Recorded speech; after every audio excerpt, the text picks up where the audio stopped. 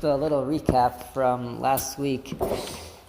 We had a whole encounter of Rav Nachman with Rav Yehuda, where Rav Nachman summoned Rav Yehuda, and Rav Yehuda started attacking the way Rav Nachman was talking. For example, he offered him an esrog to eat, but he used the word etronga instead of the regular word esrog. And to that, Rav Yehuda replied that someone who says etronga is a third of a balgaiva, a third of haughtiness. And we discussed last time why specifically the third, and we explained that the tongue, there's different things that come from different parts of the mouth when we articulate different words or different letters. So the letters Daled, Tes, Lamed, Nun, and Saf come from the tongue. So Rav Nachman, that used the word eteronga, that had that extra nun, that came from the tongue. But it's really not only the nun, but there's the Daled, Tes, Lamed, Nun, and Saf. Take it out. You can take it out. So after last week's class, I had a few discoveries and interesting things. So the place where they were living in Bavel, they were under the influence also of the Persian Empire. And in Persian, the way to say an etrog is taronga, tarong. So using that way, that expression of etronga was actually closer to the Persian language. And that could be another reason why Rav Yehuda was upset with Rav Nachman, because he was being influenced by the Goyim, by the Persian culture. So he didn't like that. Now besides for the... Shalom Ruvain, you made it. So besides for the word etronga, there was a few other things that he changed up. He used different wording from what the way usually people say it. So the words that he changed was, instead of using the word maike or offense, he used the word gunderisa.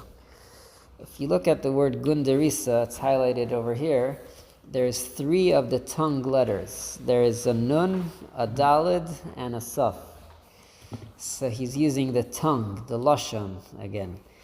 Then he said, why don't you sit, we're in the copies, and you have it? Yeah, right in the beginning. So where it says karpita, instead of saying sit on a chair, a kisei, he used the word karpita. And the word karpita, you have the letter tes, which is also a tongue, something that's verbalized with a carpet. It says it was more like a couch or a comfortable chair. And that, yeah, possibly. And we know Persians are very into rugs and carpets, so that's carpet for the feet. Karpita, right? And etronga, we said already, has the tuf and the nun in it. Then you have anbaga, that was the drink that they were offering, and that is again a nun. His daughter, her name was Donag. In Donag, there's a dalid and a nun, again the tongue. And what was his wife's name? Rav Nachman's wife, her name was Yalta. Yalta has a lamed and a saf. So it wasn't only the esrog that had the tongue in it, everything that was associated with Rav Nachman has the tongue involved. And all of the 5 letters, Dalid, Tes, Lamed, Nun, Saf, if you look at all these words, you'll find that each one of these words has some of them, 2 of them, or maybe even 3 of the tongue, which we spoke about was the tongue of haughtiness. While I was thinking about it, it's also connected to this week's Parsha about the Meraglim. What was the problem with the Meraglim? It was the speech. They came back with Lashon, with their tongue, and they were saying Lashon Hara about Eretz Yisrael. They were saying that it wasn't a good place to enter. And what was their punishment? It says they had an awful punishment. Their tongue came out, went all the way to their belly, and then there was... So I missed that part. Their tongue came out of their bellies, and what else? There was some worms that came there. Yeah. So it says because their sin was with their tongue, with their lashon, so it came back to them and they got punished and they died with their tongue, through their tongue.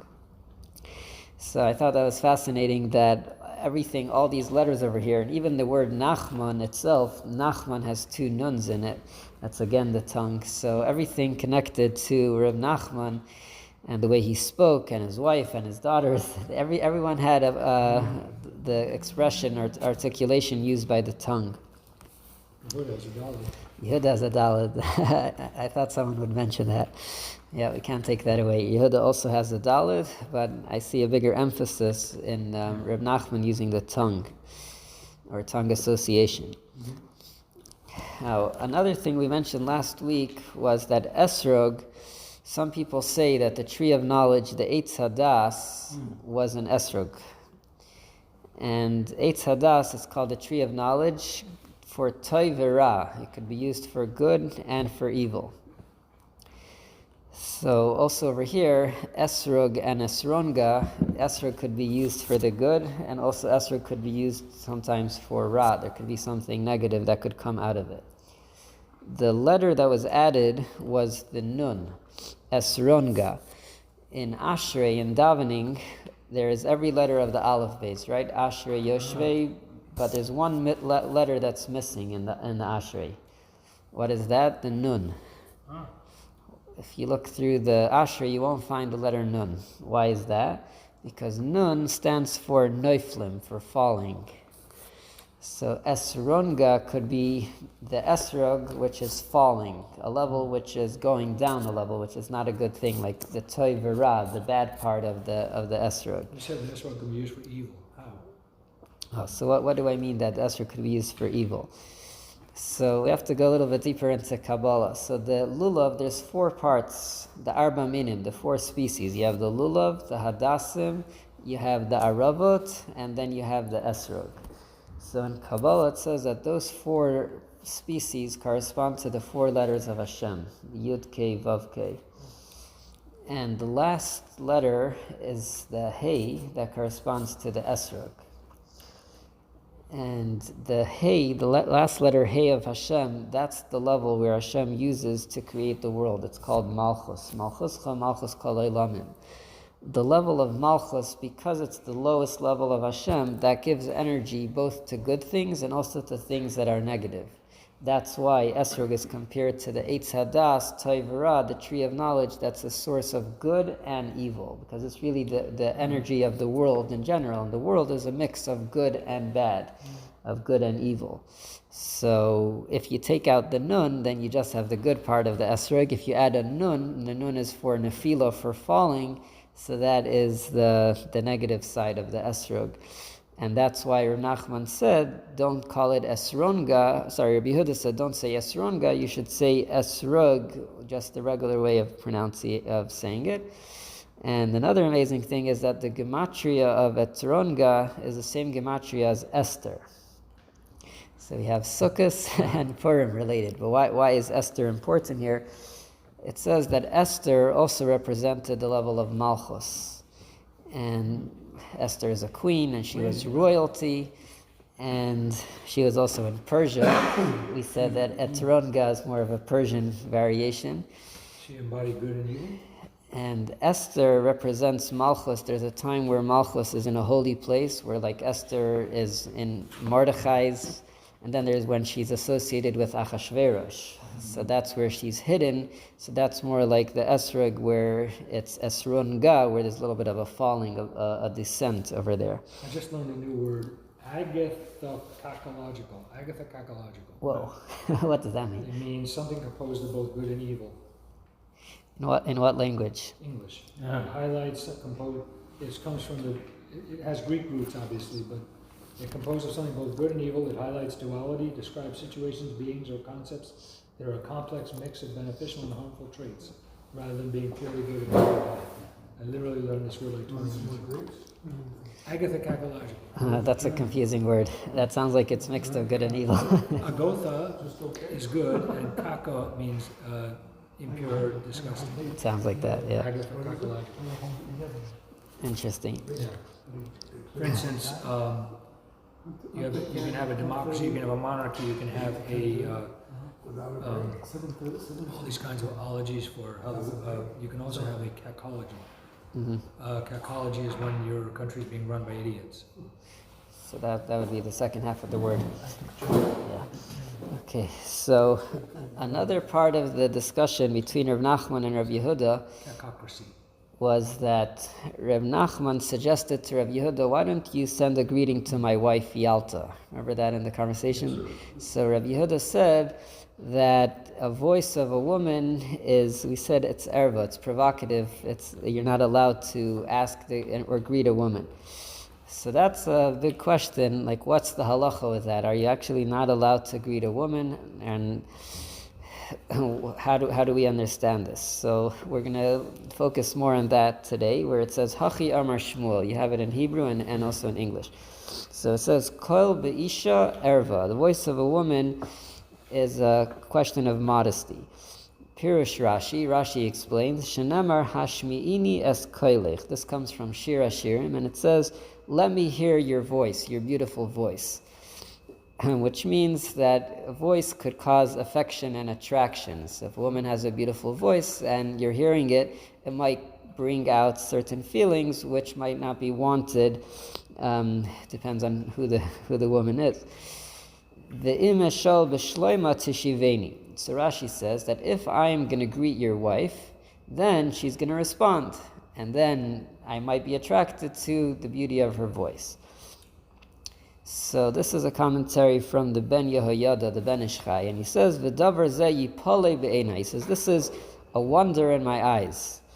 V'chi hayitachin leimar she'asr ledaber shum dibur misha. How could you say that you're not allowed to speak with a woman, kidei shelo yishama kaila, that you should not hear her voice? Is this any woman's voice? You're not allowed to talk to a woman? And he's going to bring now multiple proofs from the Torah where we see that very important people spoke with women. V'haloi b'vnei Tzlafchad, the daughter of Tzlafchad, Ksiv atamaydna lefnei Moshe v'lefnei Elazar HaKohen. They stood before Moshe and before Elazar, v'lefnei Anasiim, before the leaders, v'chol ha'eda, and all the Jewish people, Pesach Oyel Moed, in front of the entrance of the Oyel Moed, Leimer Avinu Meis B'Midbar. This is the story when they said their father passed away and they want a part in Eretz Yisrael. Ve'ech dibru imam v'shamu kailam. Are you going to tell me that Moshe and Aaron, they transgressed this problem of hearing a woman's voice? Ve'im taimer al-yidei meturgaman. If you're going to tell me that there was a translator, there was a mediator, eich chutar lemeturgaman l'shmaya kailisha. How is the translator or the mediator, how is he able to hear the woman's voice? So that's in the Torah, clear in the Torah. Ve'ech diber David HaMelech alav shalom im Avigail. How did David speak with Avigail? Ve'dibra imay, she spoke with him. Ve'shama dvareha. Ve'ech diber Eliyahu zachar latayv im Aisha hatzarfatis. It says that Eliyahu spoke with the woman. Ve'heshiva oisei davar, and she responded. Ve'shama kaila, he heard her voice. We see there was another woman that Elisha the prophet spoke with, Veshama Kaila. If you're going to say that there was another man that was in the middle, how was Gechazi allowed to hear her voice? So he has a lot of proofs over here. You cannot tell me you're not allowed to speak with a woman. You can work that out if the woman spoke to her husband and the husband spoke her words. But so that's, but let's say by the daughters of Tzlafcha, they weren't even married. So that, I'm saying one could work out. One could work out.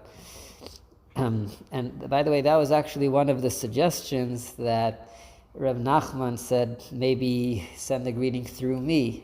And even that, he said no. So now he's going to answer. He says, we have to differentiate. There's a woman's voice and there's a woman's voice. It depends. When it says in Shir Hashirim that I want to hear your voice, they're speaking in a sing-song tone. There's regular form of speech, and then there's speaking in a way of a song. You cannot learn from this pasuk the asr l'shmaya kol min kol dvarim shel isha. So there's a clear distinction over here that all those cases that we mentioned in the Torah and the prophets, it wasn't that she was singing, it was just a regular conversation. Does that mean the Gehazi? Of Gehazi. Gehazi is the person. The famous one. Yes. The infamous one. He got Saras, and that whole story there. When you said Gehazi meant the translator, I wasn't sure if it meant that Gehazi was a translator, or that Gehazi, the word was being used to mean translator. Gehazi, yeah, he would be the Eich hiter legehazi, how... The specific Gehazi. Yes. And that's there. V'ayt kasha, another question. Eich amar le Rav Nachman efshai de shliach. So then Rav Nachman said, what about sending a message through a messenger? De'im asar le'ish l'shmaya kol isha, hei chuter l'shliach l'shmaya kol isha. What type of suggestion is that? Why would the shliach be allowed to hear the voice of a woman? It's a very hard type of answer to say that it's specifically her son, which is allowed to hear his mother's voice. It says any messenger. So this is what it appears to me.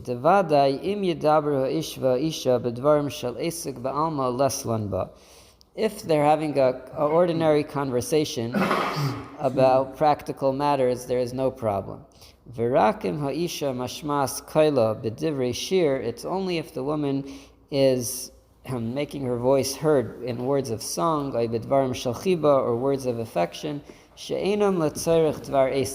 that are not part of a regular conversation, transaction.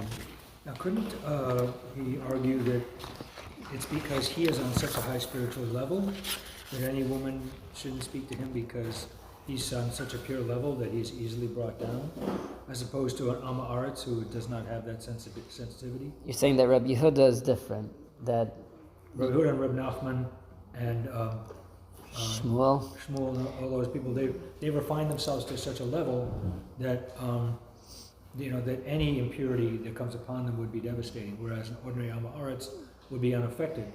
You could make that argument. The only thing is that Rabbi Yehuda was quoting Shmuel, and Shmuel said it as a general rule. He just said, Kol b'isha erva, the voice of a woman is not modest, and he didn't make a distinction whether if it's a very holy person or not.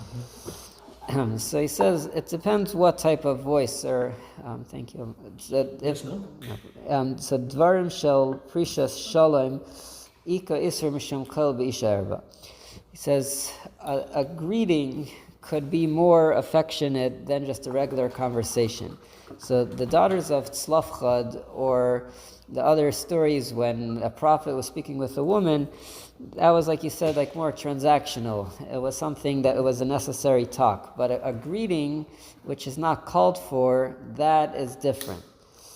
Ki dvarim elu afal pishim prishas shalom hineim etzla shliach k'meishar dvarim shel esek. He says, what's the difference? How would it be allowed through a shliach? How would it be allowed through a messenger? The messenger, he's not part of this conversation. You're just using him in order to share the greeting. So for the shliach, we're not worried that it would cause any feeling of attraction because he's just doing it as a messenger. And then he's gone. Presumably he's being paid. Possibly. And we know that, like during the period of the 3 weeks and the 9 days, someone who does music for paying is exempt, and during the Omer period, again, someone who does these things for pay is excluded from the restrictions. Mm-hmm. So that's a good example. Maybe it was for pay. But for Rav Yehuda to send a greeting to the wife of Rav Nachman, chashuv k'dibri chiba, that would be considered words of affection, that you would not be permitted to hear her voice with this because there was no interaction there. Reb Nachman says, maybe you want to send a greeting to my wife, but Who was the rabbi who was considered extremely handsome? There was a couple. I think Reb Yochanan. Reb Yochanan was very handsome. So this is what happened over here, that Reb Yehuda came to have a conversation with Reb Nachman, not with his wife. So Reb Yehuda doesn't really have any place to have a greeting, to send a greeting to Reb Nachman's wife. So therefore, in this case, we would say that the voice of a woman could be provocative. That's the problem over here. It was different than all the other stories. The daughters of Tzlafchad, or the other people that were speaking to the prophets, there was a reason for their conversation. It was a regular asik, it was an ordinary conversation. But over here, this was out of place, it's like extra. So that's why they were worried that it could cause a feeling of attraction because there was no other reason for this greeting. V'achar zatan Rav Yehuda mishum damar Shmuel ein shayil mishleim isha klal v'lav mishum koil. Okay, so that's one thing, very important distinction to make. The Gemara is not telling us that we're not allowed to speak with women. That would be very harsh. Let's go now to the next where it says, Hachi Amar Shmuel Ein Shaylim Mishleim Isha Klal. It's on the same page, the second page.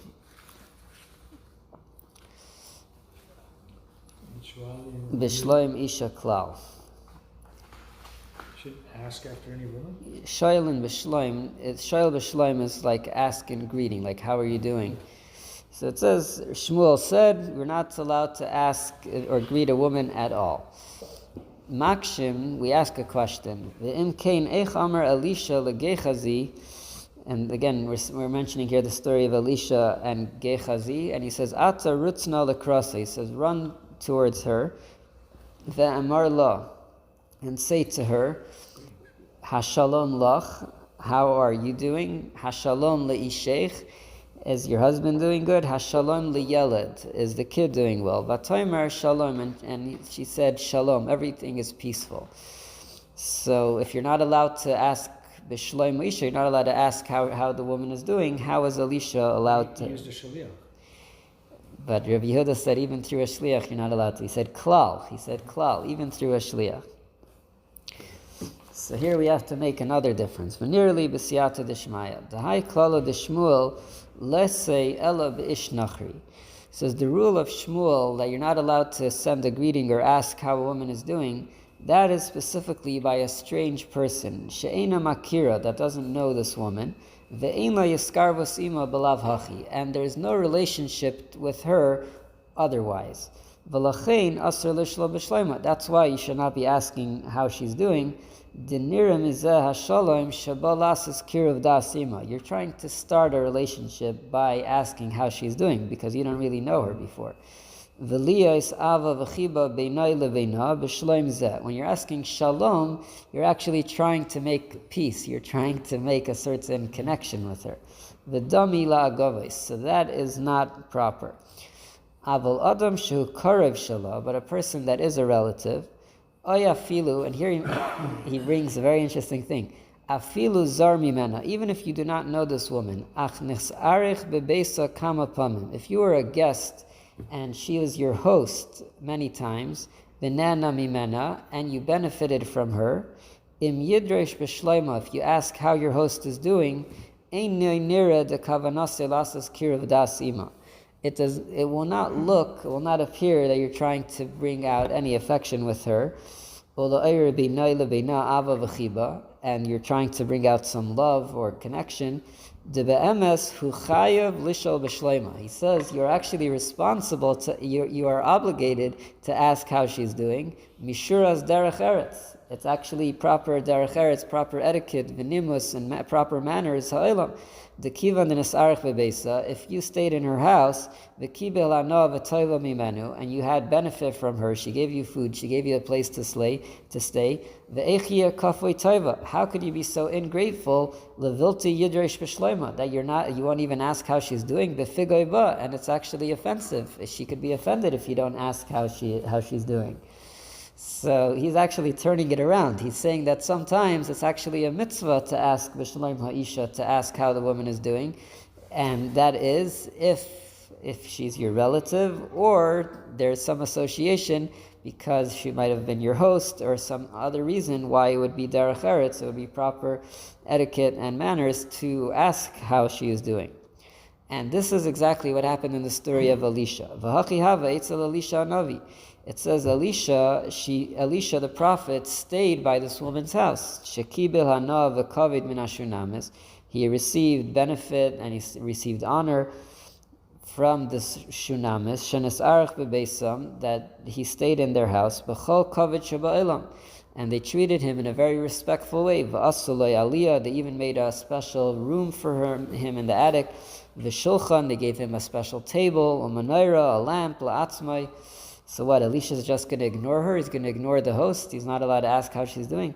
Lachein shalom zehu alav b'tayras chiyuv. He says that Elisha is obligated to ask how she's doing. Ve'ein Isa by kiruv das. It's not bringing a closeness, v'yisr and ava v'chiba, and bringing out love. So how is our story different? Aval Khan, in the story of Rabbi Yehuda and Rav Nachman, Rabbi Yehuda hayazar mehem. Rabbi Yehuda was a stranger. Rabbi Yehuda, he lived in Pumbedisa. Rav Nachman lived in Naharda. He doesn't know where Rav Nachman's wife. Umiyam of Leinas Arach Etzlam. He was never hosted by them. He never stayed in their house. V'lei nichnas lebeisam. He says he never even entered their house. V'lei nene mihem, and he didn't benefit from them. Umaloi lishlol b'shleim ha'isha. Why would Rabbi Yehuda ask how Rav Nachman's wife is doing? There's no connection here. Ukahai gavna asar Shmuel. Over here, this is what Shmuel says you're not allowed. So this is a very important difference that he's making over here, that Rabbi Yehuda had no reason to greet Rav Nachman's wife. And that's why it's a problem. We say that the voice of a woman is a problem. But if you know this woman, if she's your relative, or it's someone that did you a favor, she hosts you in your house, for sure you have to greet them. So that's a very important difference. And another reason why Elisha was different, another distinction you can make is that Elisha did not only ask how she was doing, he also asked how her husband is doing and also the child. So it's not asking just about the woman, he's also asking about the whole family. So therefore, again, we're not worried about affection.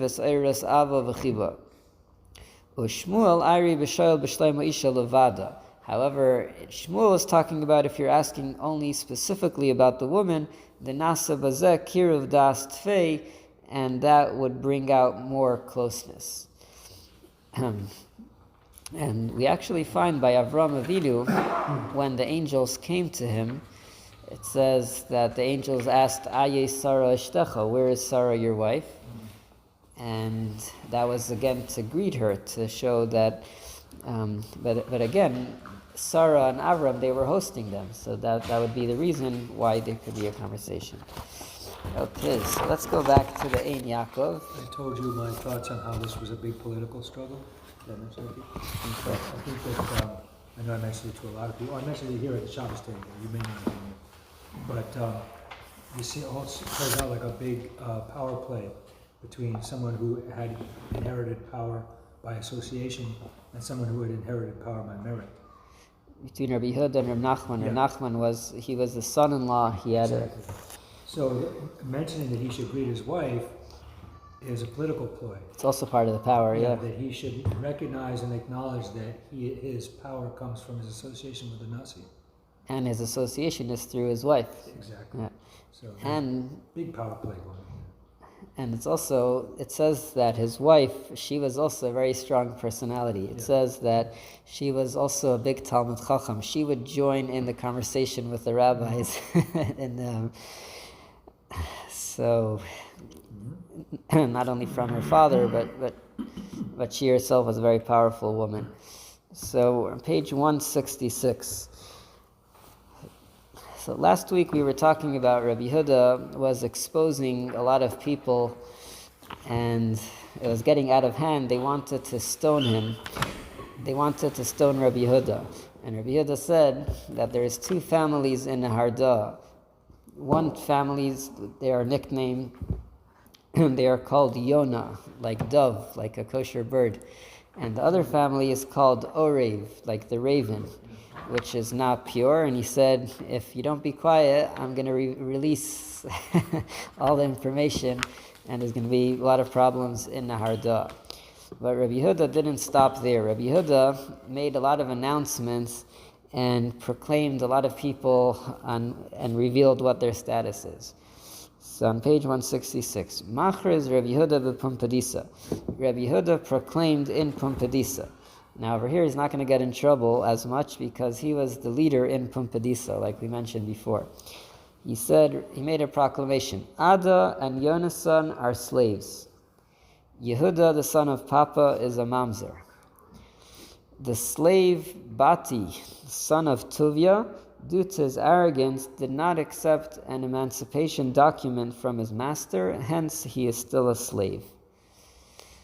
So we have this person, Bati Bartuvia. His master is giving him a document of freedom, but he's not accepting it because of his arrogance. Why is it an arrogance to stay a slave? You would think that it might be humble to be a slave. But there are certain things that a slave is allowed to do that a ben chayrin, that a free person, is not allowed to do. We'll see soon more about this Bati Bartuvia. The Gemara records a similar proclamation. Rava proclaimed in Mechuzah, the Balai, Danai, Talai, Malai, and Sagai are all disqualified from marrying ordinary Jews.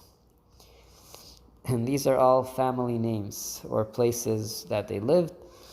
And the Gemara records other revelations of people who have genealogical impurities.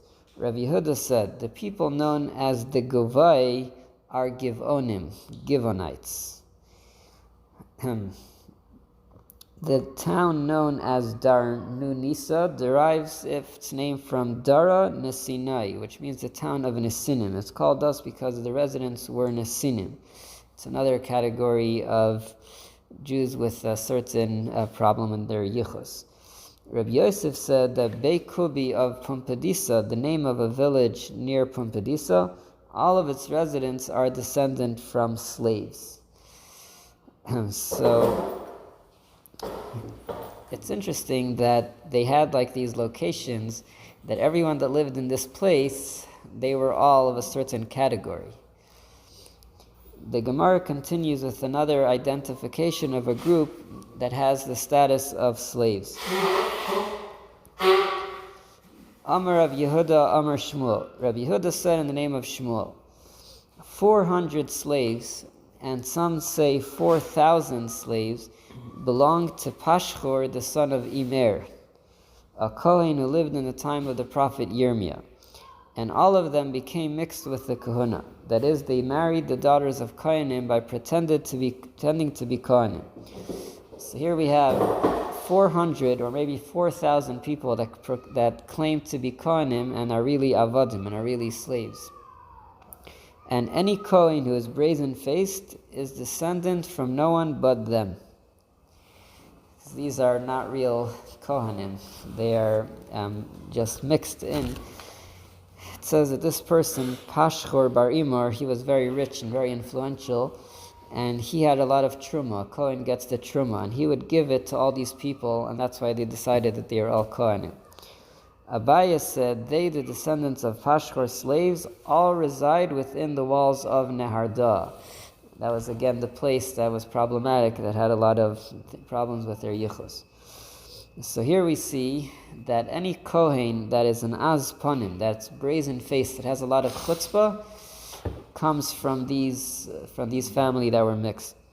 The Gemara cites a dissenting view to Shmuel's assertion that a brazen person is presumably not a Kohen, and Shmuel disagrees with Rabbi Elazar. For Rabbi Elazar has said, if you see a Kohen who behaves with brazenness, do not suspect him of being unfit for the kahuna. For it is stated, your people are like the quarrelsome Kohanim. This verse describes legitimate Kohanim as quarrelsome. Thus, a Kohen who acts brazenly should not be suspected of being genealogically unfit. So the discussion here is if you see a Kohen with some chutzpah, if you see a Kohen that's an azpanim, that's brazen, is that a sign that he's not a Kohen or that he is a Kohen? They're arguing in extremes.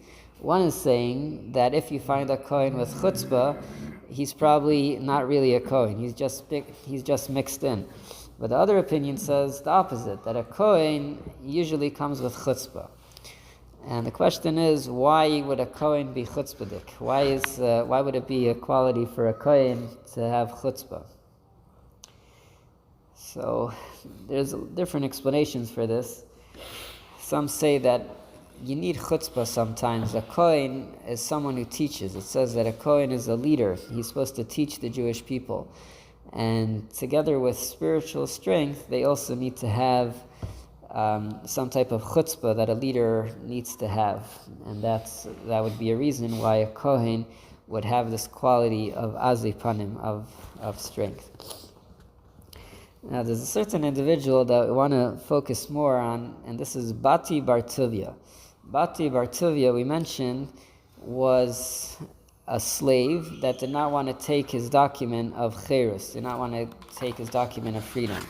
So let's go back to the copies over here. Here it's on the last page in Hebrew, maybe second to last page in English.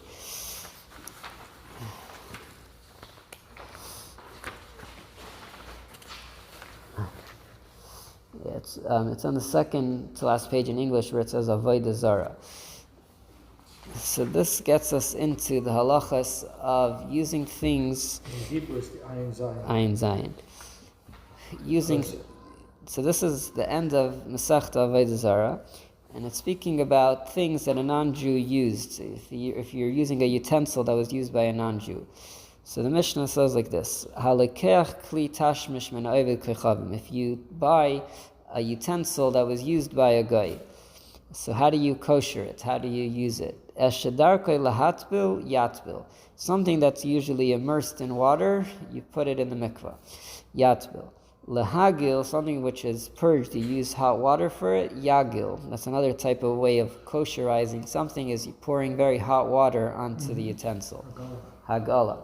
Then there is lalabein ba'or, certain things which are used in the fire. Yilabein, so that's called libun. That's another way of kosherizing. You put something under a blowtorch or in the fire, and that makes it kosher. Hashpud v'ha'askala.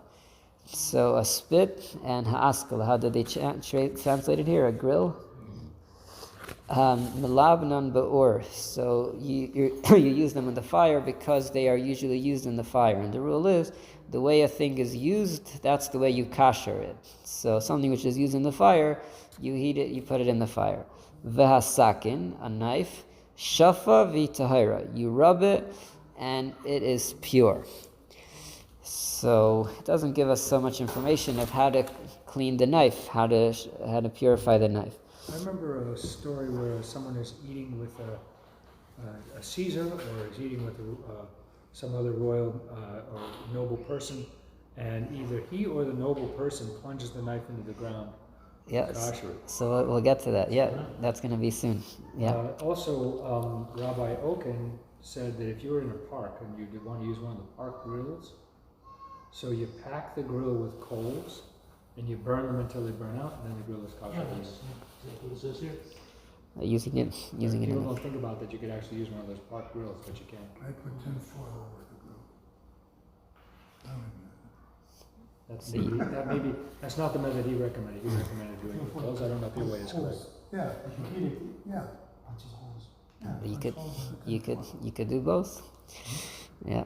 So the Gemara elaborates on the process of koshering the knife. Amar Rav Ukva Bar Chama, v'nayatza asara pamim bekarka. You have to stick it into the ground 10 times. Amar Rav Huna Breder Yeshua, ubekarka she'ena avuda. You have to use earth which is not worked on, which means Not a plowed field. yes. Amar Rav Kana, ubesakin yafa she'en bagumais. We're talking about a knife that does not have little holes. It's a straight, sharp knife. Because if there is indents in the knife, then things get caught up into it more, and it would be harder to kasher it. We're talking about a straight knife, a knife that has no indents in it. Tanya Nami Hachi, we also learned in a brisa, Sakin Yafa She'ein Bagumais, a sharp knife that does not have any holes.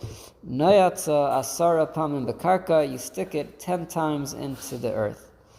Amar Rav Huna Breder Rav Yeshua, Lechol Ba Tzainin. And Rav Huna Breder Yeshua says that we're talking about eating something which is cold, eating a cold type of food. And here comes the story. Kiha, de Mar Yehuda. The two characters here are going to be Mar Yehuda, Ubati Bartuvi. Bati Bartuvi is the person we mentioned in our Gemara, the one that we know that is a slave. So it says here that Rav Yehuda, it says actually Mar Yehuda, but the commentaries say that Mar Yehuda is Rav Yehuda. So both of these people were Kavayasvi Kame de Shavor Malka. They were sitting in front of the king. His name was Shavor Malka. Aisu Kamayu Esrog. there was an esrog that was brought before them. And we think about it, we were talking about esrog the whole time, and here again, Shvor Malka is a Persian king, and he's offering them an esrog. It seems like it was a delicacy. So what did he do? Pasak achal. So Shvor Malka, he breaks off the esrog and he eats from it himself. Pasak v'havle labati bartuvi. Then he hands it, he gives a part of the esrog to Bati Bartuvi. Hadar, then datza sara zimni ba'ara. Then he sticks it 10 times into the earth. Pasak havle lamar Yehuda. And then he gives it to Mar Yehuda. So Bati Bartuvi gets very offended. He says, what are you doing here? You're sticking it into the earth just for Rav Yehuda. What about me? You gave it to me without putting it into the earth. Amrle Bati Bartuvi, Vahu Gavra Lav Bar Yisraelu. He says, am I not Jewish? What is this? Why are you only doing this for Rav Yehuda? Amrle, so he says, Mar Kimli Begavei. He says, Rav Yehuda, I know him. I'm certain that he wouldn't eat something that has a problem of kosher. Umar loy kimli begavei. But Bati Bartuvi, I don't know. I don't know about you, how careful you are about kashrus. So presumably, if he was, he'd plunge it himself. Who? Bati Bartuvi? But the host does it for his friend because he knows his friends. I could see that. There's a lot of questions. We'll discuss it in a second. Ikad Amri, another opinion is Amrle, that this is what the king said. Idkar my avdus b'orti, says, remember what you did last night. He told Bati Bartuvi, remember what you did last night. What did he do last night? So let's see in Rashi. Rashi says, Shavar Malka, Oivid Kechavim Haya. So this king is not Jewish. But we see that he's very learned. He knows how to kosher a knife, to stick it 10 times in the earth. He knows that halacha. And in the Gemara, we actually find many cases that Shvar Malka had interactions with the rabbis, and every time we see that he was very learned, he was very knowledgeable about a lot of halachas. So what did he mean? I know this person, but I don't know this person. Says Rashi, Mar Kimli Begavei, Rav Yehuda Makir Ani Shehu Parush. I know about Rav Yehuda that he's very careful. V'lo yochal dvar iser. He will not eat something which is an iser. Avol bach, but you, Eini muchzak sheitayik parush kol kach. But I don't know about you that you are that careful. Now, this is still missing some information here, because just because you don't know that someone is so careful, does that mean that you should give him something which is problematic? In other words, he's going to stick the knife in the ground either way, right? Why didn't he do it right away? Why didn't he do it before he gave it to Bati Bartuvi? And this way, even if he's not sure, at least both of them will have something with no problems. He is offending Bati Bartuvi deliberately, because he's giving it to him without sticking the knife. Then he gives it to Rav Yehuda after sticking the knife into the ground. He's making a statement over there. But what's the reason for doing that? Why is he making this difference between Rav Yehuda and Bati Bartuvi? Okay, what was the other version? He says, remember what you did last night. It says Rashi, my avdus borsa, derech Parsian. This was a Persian custom. Limser nashim la'achsanayim. They would send women to their guests. Oh, right. Ukishashigran lahem balayla. So it looks like that there was a meeting over here, Rav Yehuda and Bati Bartuvi, and some people say that Bati was actually Rav Yehuda's slave, and they were both sent as part of their staying in the house or palace of Shvar Malka. They were sent to non-Jewish Persian ladies. Ukishashigran lahem balayla sha'avar. When they were sent, these women, Kibel Bati. Bati accepted the offer.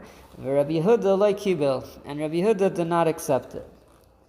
So he says, remember what happened last night? All of a sudden now you're trying to be very careful with kosher? What happened last night when I sent the non-Jewish woman to you? Why did you accept? But does two wrongs make a right? What is it saying? Because you did an avera last night, that's why you could eat non-kosher, or something which has a problem. What's happening over here? And why did he accept? If he's getting upset that he's sending him, that he's not sticking the knife in the ground, why did he accept it the night before? Was it just his Yetzer Hara? So that's why our Gemara really answers the other part of the puzzle. So let's look at Tosfos. So Rashi sounds like that Bati is just like a sinner, that he's doing averas and he doesn't really care about kashrus or anything. Tosfos says, Itger mad avdus beorta, pirush hakuntris. Rashi said, Sheshiger lahem shtei shvachos, that Shvar Malka sent 2 maidservants, one to Rabbi Yehuda and one to Bati. Rabbi Yehuda like Kibla, Rabbi Yehuda did not accept, Bati Kibla. Says Tosfos, V'nira deloi chata bazeh. Tosfos says, Bati did not sin. Sha'adayin haya eved k'tzas. Bati was still a partial slave. How do we know that he was a partial slave? Shemukad get shichrur. He was still missing his document. He did not accept it. Kedarminan beperak asar yuchsin. This is our Gemara that we just learned today. It says that Bati Bartuvi, Baramas Ruchi, Bati Bartuvi, because of his arrogance, loy shakil gita d'chirusa. He did not take his document of freedom. So he was still an eved. He wasn't really a full Jewish person, so he was allowed to be with those shifches, with those non-Jewish maidservants. So Tosfos is coming to the defense of Bati Bartuvi. So, but this still leaves us with a lot of questions. So then, if he was allowed to do that the night before, so what's Shvar Malka saying? So what's the proof? Because he did something which he was allowed to. That's why he should get this non-kosher esrog. Because the king wasn't learned enough to know. He's saying that he wasn't learned enough. What's funny? Still a goy. What's funny is that this line over here is really the end of Masechta Avodah Zarah, and it doesn't say that Shvar Malka was wrong. Like, there's no refutation and saying that Shvar Malka made a mistake. It actually sounds like from the Gemara that the Gemara agrees with what he's saying. It sounds like Shvar Malka knew what he was doing. So what is really happening over here? So first of all, it's very important to mention that Shvar Malka was a king. So offending the king, that thought has been crossed my mind all week. He could be killed. Someone could be killed for not partaking of the esrog or the food of the king. Or the shvichos. What? Or the shivchos. Yeah. So when the king offers you an esrog, you don't find the women of my kingdom attractive? Yeah. That's a dangerous question to have to answer. So Bati, he really was not responsible to keep kosher if he's getting something in front of the king. He wasn't chayev. Now Rav Yehuda we know had Mesiras Nefesh. Rav Yehuda, he would not be willing to eat something which is not kosher, even if it meant that he would lose his life. So that is the difference over here. Bati, the Shvar Malka knew this part of the halacha also. He knew that Bati Bartuvi would have to eat the esrog, and it would not be a problem for him halachically because he was in front of the king. And maybe he's not even really Jewish because he might be an eved, according to Tosfos. So therefore, there's no reason for him to stick it into the ground before him. However, Rabbi Yehuda, because of the implication, he's not required to do the courtesy of kashering the knife for him. He would do the courtesy for his other friend, but so we're saying here that it's not about a courtesy, which means that Rabbi Yehuda would not eat it otherwise. For Rabbi Yehuda, he's saying if it's not 100% kosher, at risk of life, he wouldn't eat it. So he plunged it to make sure he would eat it. Yes, but Bati Bartuvi, that would just be an extra thing. And if you think about it, it's actually not respectful for the king to go out of his way to do something for a subject, for someone. Why would Shvar Malka do this? Are Bartuvi equally required to eat kosher?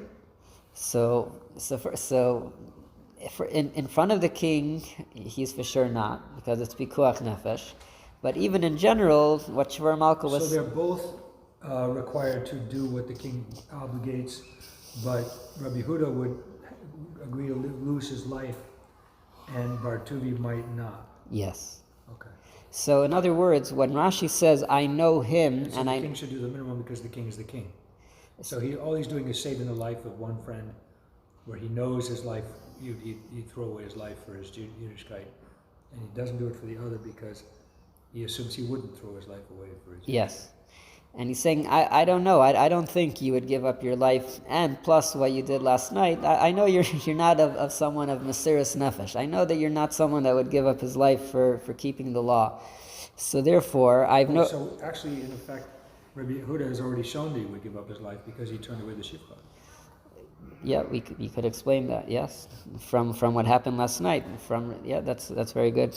Because I could see the chess game, you don't think our Persian? Yes. Our Persian women are beautiful. What do you think of my wife? Oh, you find my wife attractive? And now the guy's checkmated. He's going to die either way. Yeah, so from what happened last night, we can see Rav Yehuda's demonstration of Mesiras Nefesh.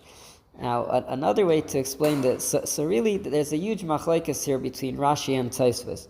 Rashi, it seems like that Bati is considered Jewish.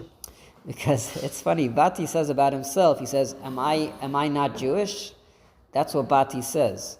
But what does he answer him? He says, remember last night you had a shivcha, so how Jewish are you?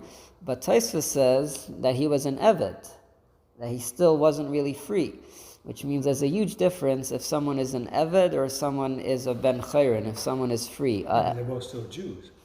But on a very different level, an eved. But so is a Kohen Gadol and an Amma Aretz on different levels, and yet they're both still Jews. They just have different laws. Right. So let's say over here, an eved, he's allowed to be with a shivcha. Yeah. So that's. And he does it perhaps to save his life.